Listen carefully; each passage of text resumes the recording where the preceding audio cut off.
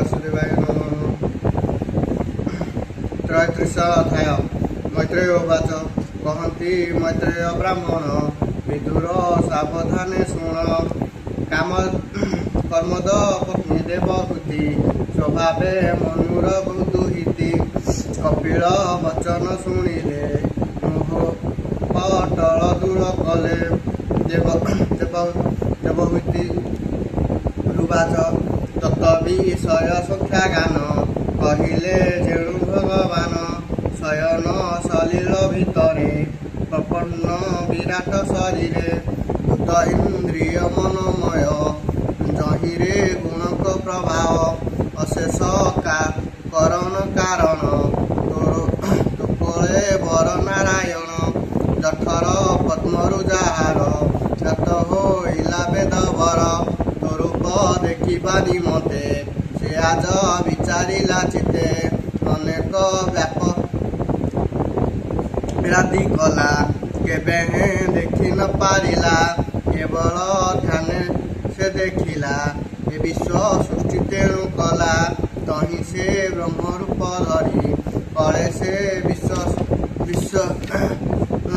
Surgeon. ସ୍ୱଭାବେ ତୁମ୍ଭ କର୍ମହୀନେ, ପ୍ରଳୟ କାଳେ ତୁମ୍ଭେ ହରି। ଏ ବିଶ୍ୱ ଉଦାର ସଂସାରୀ, ଶୟନ ବଟର ପୁଟରେ। ଧରଣ ବାଳକ ଶରୀରେ, ଚରଣ ଆଙ୍ଗୁଳି ବଦନେ। ଦେହ ଶୟନ ଶିଶୁ ଜେନେ, ଏ ବିଶ୍ୱ ଯାହାର ଉଦୟରେ। ମୁଁ ତାକୁ କେମନ୍ତେ ଜଠରେ, ଧରିଲି ବୁଝି ନ ପାରଇ। କେବଳ ମାୟା ତୋ ଗୋସାଇଁ, ତୁ ଦୁଷ୍ଟ ନିବାରଣ ପାଇଁ। ତୁ ସାଧୁ ରକ୍ଷଣ ଗୋସାଇଁ, ଏଣୁ ତୁମ୍ଭର କଳେବର। ଅନ୍ୟଥା କି କାର୍ଯ୍ୟ ତୁମ୍ଭର।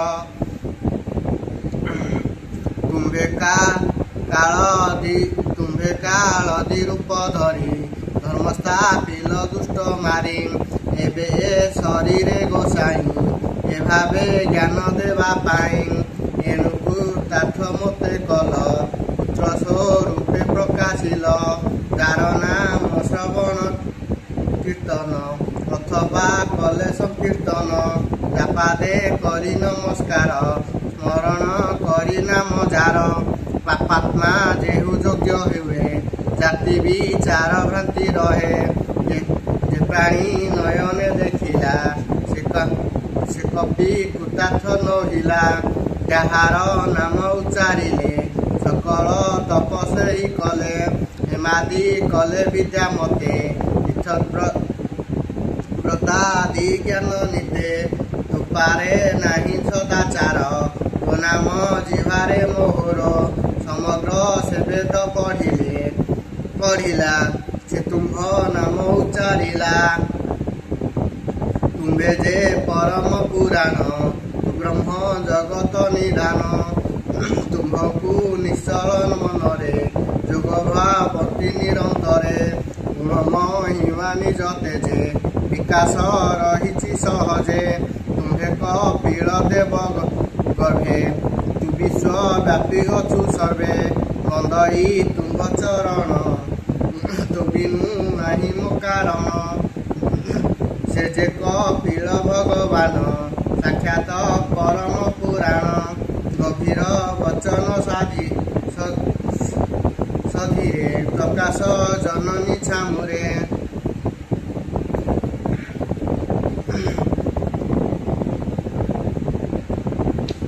କପିଳ ବାଚ। ମାତା ଘେନ ମୋ ବଚନ, ଏ ମୋର ବାକ୍ୟ ଦିଅ ମନ। ଏ ମାର୍ଗେ ବଚନ ପ୍ରକାର, କହିଲୁ ତୁମ୍ଭର ଆଗର। ଏ ମାର୍ଗେ ତୁମ୍ଭେ ଯିବ, ଏକାନ୍ତେ କୃଷ୍ଣକୁ ଦେଖିବ। ଅଟକେ ଦେଖିବା ମୁକତି, ପାଇବ ନିଶ୍ଚଳ ଭକତି। ଏ ମାର୍ଗେ ଶ୍ରଦ୍ଧା ତୁମ୍ଭେ କର, ଲଭିବ ଗୋବିନ୍ଦ ପ୍ରୟର। ଯେମନ୍ତେ ରମାଦି ମନେ, ମୋତେ ପାଇଲେ ସାବଧାନେ। ତୁମ୍ଭେ ପାଇବ ସେହି ମତେ, ଏଣୁ କହିଲୁ ତୁମ୍ଭ ହିତେ। ହେମନ୍ତ ଯେହୁ ନ ଜାଣନ୍ତି, ସେ ପ୍ରାଣୀ ମୋତେ ନ ଭଜନ୍ତି। ମୈତ୍ର ଉବାଚ।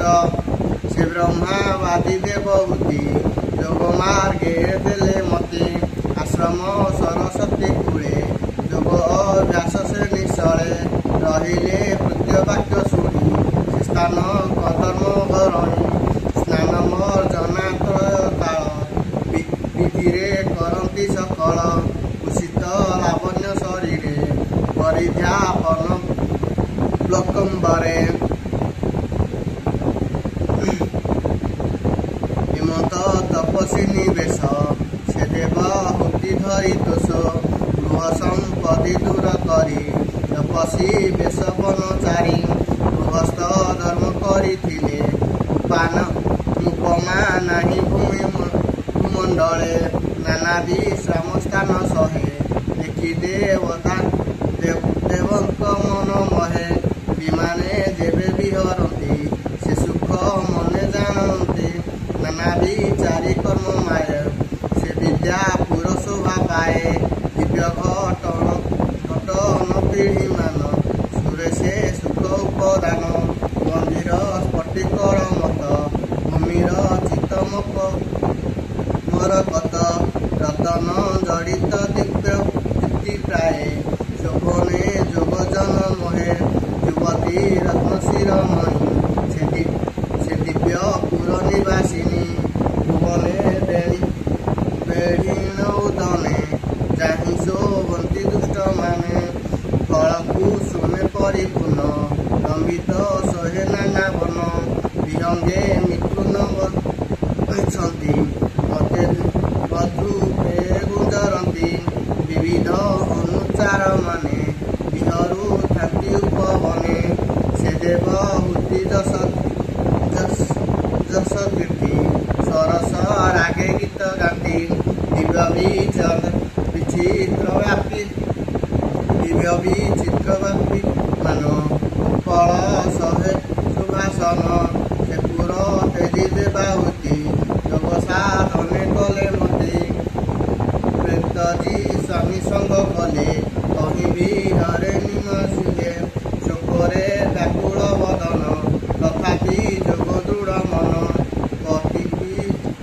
ପତି ବିଚ୍ଛଦେ ଦୁଃଖ ଯାର ପୁତ୍ରକୁ ସମେତର ରହି ଆନନ୍ଦେ ଧରି ଚିତେ ଲୋକ ବିଚ୍ଛଦେ କରିତେ ସେ ପୁତ୍ର ତେଜି ଗଲେ ବନ ପତି ବିଚ୍ଛଦେ ଦୁଃଖ ମନ ବର୍ଷ ବିହନେ ଗାବଜନେ ବ୍ୟାକୁଳ ରାବଇ ଦୋଷନେ ସ୍ୱରୂପେ ବ୍ୟାକୁଳ ରୋଦିଲେ ପୁତ୍ର ବୋଲି ମୋହ କଲେ ଜନ୍ମିତ ହେଲେ ତତ୍ତ୍ୱଜ୍ଞାନ ତଥାପି ଶୋକେ ମୋହମାନ ପୁତ୍ର କଲା ବନ୍ୟ ରୂପ ଗୁଣି ଆକୁଲେ ରୋଦନ ସୁଲକ୍ଷଣୀ ଧ୍ୟାନ ନିରପି କପିଳକୁ ସତରେ ଡାକନ୍ତି ତାହାକୁ ରାଗଉ ପେଠି ଧନ୍ୟ ତାର ଧ୍ୟାନର ହିଲ ପୁତ୍ର ଠାର ନିଶ୍ଚଳ ସୁଦୃଢ଼େ ବସିଲେ ହିମନ୍ତ ତପ ଆରମ୍ଭିଲେ ଧ୍ୟାନ କରିଥିଲେ ହରି ସେ ରୂପ ନିତ୍ୟ ଧ୍ୟାନ କରି ଭକ୍ତି ଯୋଗରେ ଦୃଢ଼ ହେଲେ ଶାସ୍ତ୍ର ବିଧିରେ ଅଚରିଲେ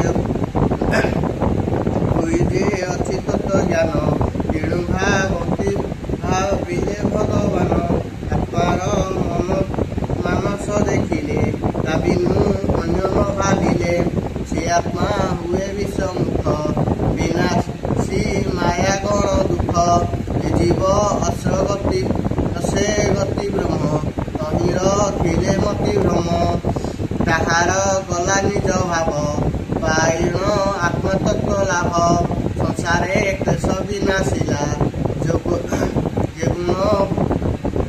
ବ୍ରହ୍ମାଦି ରହିଲା ଆପଣା ଦେହେ ପାଶୋରିଲେ ସେ ବ୍ରହ୍ମ ସ୍ୱରୂପ ରହିଲେ ଶୁଣ ହୋ ବିଦୁର ତଦନ୍ତେ କପିଳ ଯୋଗରେ ରହନ୍ତେ ଲଭିବେ ସେ ବ୍ରହ୍ମ ନିର୍ବାଣ ଯେସନେ ଜଳେ ଜଳସ୍ତମ ଶୁଣ ବିଦୁର ଯେଉଁ ସ୍ଥଳେ ସେ ଦେବୀ ସନ୍ନିଧି ପାଇଲେ ସେ ସ୍ଥଳେ ପୁଣ୍ୟକ୍ଷେତ୍ର ହେଲା ଭୁବନେ ବିଦିତ ରହିଲା ତା ନାମ ସିଦ୍ଧିପାଦ କହି ସିଦ୍ଧେଷୁ ହିଁ ରହି ସେ ଦେବ ଉତ୍ତିକଳେ ବର ଯୋଗେ ସୁଧିତ ପୁଣ୍ୟ କର କୃଷ୍ଣ ଭାବନା ଧ୍ୟାନ ନିତେ ଯୋଗ ସାଧନ୍ତି ସେହି ମତେ ନନ୍ଦିକ ଶ୍ରେଷ୍ଠେ ସେ ହୋଇଲେ ସେ ପୁଣ୍ୟ କ୍ଷେତ୍ର ବୋଗାଇଲେ ଦୋଲାଇଲେ ସେ ଯେ କପିଳ ମହାଯୋଗୀ ବିଷୟ ହେଲେ ବାଇରାଗୀ ମାତାଙ୍କ ସ୍ନେହ ତ୍ୟାଗ କଲେ ଈଶାନ ଦିଗକୁ ସେ ଗଲେ ପ୍ରୟୋଧେ ତାହାଙ୍କୁ ଦେଖିଲେ ବିଧାନେ ତାହାଙ୍କୁ ବୁଝିଲେ ଦକ୍ଷିଣ ଦିବ୍ୟ ସ୍ଥାନ ଦେଇ ତହିଁ ବି ଯେ ଯୋଗ ଥାଇ ସେଠାରେ ଗର୍ଭସୂତ୍ର ଗଣ ସେ ବିଲା ଯେ ଜାଣିବା ନିଜ ଗଣ ସିଦ୍ଧିଚାରଣ ମୁନିଜନ ଗନ୍ଧର୍ବ ଅପସାର ମାନ ସ୍ତାବ ଯେ ନିତ୍ୟ କପିଳଙ୍କୁ ସଭୟ ସେବନ୍ତି ତାହାକୁ ନାନା ବିଧାନେ ସେବା କରି ଦେବ ସନ୍ତୋଷ ଦେବ ହରି ସେଠାରେ ରହି ଯୋଗେ ମୁନି ସଂଖ୍ୟା ଆଚାର୍ଯ୍ୟ ମାନେ ଘେନି ତୈଲକ୍ୟ ଜନେ ଶାନ୍ତି ପାଇ ଯୋଗେ ଆପଣା ରୂପ ଧ୍ୟାଇ ରହିବେ ବ୍ରହ୍ମକଳ୍ପ ଯାଇ ରୂପ ଶିକ୍ଷାରେ ଦେବରାଇ ଶୁଣବି ଦୂର ପୁଣ୍ୟ ଦେହା ତୁମ ମୋତେ ପଚାରିଲୁ ଯାହା କପିଳ ଦେବାହୁତି କର ପବିତ୍ର ସୁଜ୍ଞାନ ବିଚାର ଏହା ଯେ ଶ୍ରବଣେ ଶୁଣନ୍ତି ଆନନ୍ଦେ ବଦନେ ଗୁଣନ୍ତି ଯେ ସାଧୁ ସଭାଜନ ମତେ ନିତ୍ୟ ଗାବନ୍ତି ମଧୁସୂଦେ ସକଳ ପାପ ବିନାଶନ୍ତି ଜନ୍ମ ମରଣ ନିସ୍ତରନ୍ତି ଅଶେଷ ଜନ୍ମ ପାପ ଦେହେ ନିର୍ଭୟ ଚିତ୍ତେ ସୁଖ ରହେ ସେ ଗର୍ବ ଗୋବିନ୍ଦ ଚରଣେ ଭକ୍ତିଲ ବନ୍ତି ପ୍ରତି କ୍ଷଣେ ଅନନ୍ତ ଲାଭ ବିହରି ସ୍ଥାନ ସେ କପି କରି ପାରୁ ଏହା କାନ୍ୟ ତୃତୀୟ ସ୍କନ୍ଦ ଭାଗବତ କବିଳ ଜ୍ଞାନ ଉପାଖ୍ୟାତ ଐତିହ୍ୟ ବିଦୁର ଚରିତ ଦୂଷିତ ଅଧ୍ୟାୟ ସମାପ୍ତ ଏଣେ ପୁରାଣ ଭାଗବତ ପ୍ରକୃତେ କଲି ଏହା ଗୀତ କହଇ ଜଗନ୍ନାଥ ଦାସ କୁମ୍ଭ ଦାସଙ୍କର ଦାସ ଇତି ଶ୍ରୀମଦ୍ ଭାଗବତେ महापुराणे परम संहिता वैषयिक